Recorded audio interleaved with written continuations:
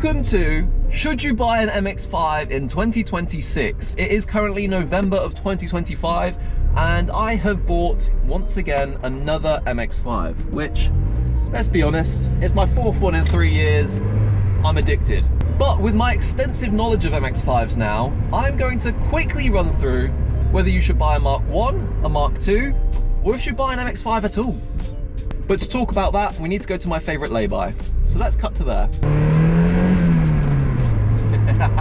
We're now in not my favorite lay-by. My favorite lay-by was taken, and then went to my second location and there was a fishing competition. Should you buy an MX5? Easy answer, of course you should. Now whether it's a Mark 1 or a Mark 2 is then completely up to you.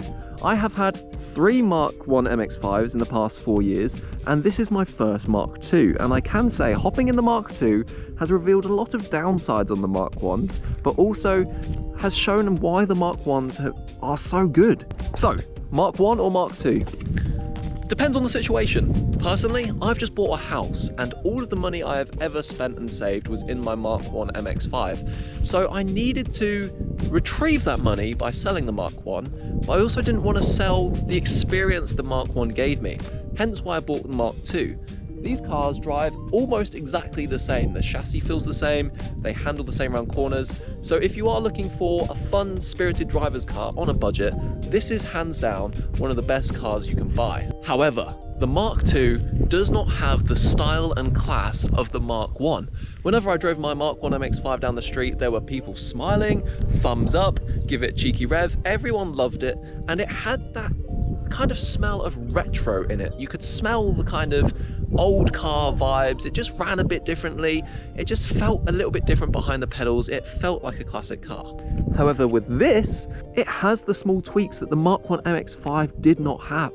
And honestly, you can feel it. When I'm driving this car, it feels more modern. It feels like all of the things that were wrong with the Mark 1 have been corrected. So it is really up to you. Personally, if I had all the money in the world, I'd probably buy another Mark II, and that leads me on to the next reason. Reason number 2 is parts. Now, parts for these cars are getting ridiculously hard to find, especially for Mark 1s.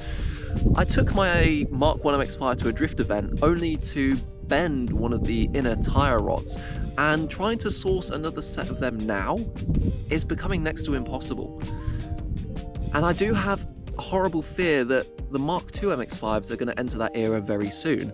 However, there are lots of people breaking the cars for scrap, and you can still revive a lot of the MX5s by reusing parts off of other cars. Now finally, on the Mark 1 versus Mark 2 situation, we're going to have to talk about the big thing that these cars are known for, and that is rust. Of course, the conversation everyone was expecting is rust. Now weirdly, these Mark II MX5s have more rust problems than the Mark 1s, and I don't quite know why, but that's one thing they didn't correct when they decided to build another version of the MX5. They suffer from the same issue as the Mark 1, where the water drains off the soft top, goes through the body panels here through a drain pipe, but if that's blocked, they take a little diverter into the sills where they try and drain out via the bottom. Now when water collects in there, then you get rust and all that lovely jazz, and it's just not a fun time. But on the Mark 1 MX5s, that seems to be the only issue, along with behind the front wing down here. Obviously you can't quite see, but that's where the Mark 1s normally fail. For some unknown reason, Mark II MX5s thought, we can do better than that, we can rust in more places. So you have issues like chassis rails, which are the things that run across here, and for some reason on the Mark IIs, these rust horrifically bad and they need replacing, and 9 times out of 10, people just scrap the cars. So in summary, should you buy a Mark 1 or a Mark II MX5? Personally, if I had money, a Mark 1 MX5 all day. Yes, there are things that are slightly more niche and parts are harder to find, but honestly, there's no driving experience like it. And seeing everyone smile, for me anyways, is probably one of the biggest benefits of the Mark 1. However, do not underestimate the Mark II. Everything such as power, some small suspension tweaks have been done to this MX5, and it is probably one of the best driving cars you can buy for under £2,000. So if you are looking for pure driving experience and you want to send cars around racetrack without thoughts of scrapping it or anything like that, the Mark II is the way to go. If you want to do that in style and have a bit more, how do I explain it?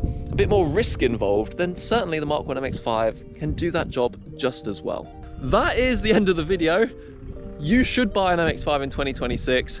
Personally, I went for a car that was cheap, cheerful, and was well looked after.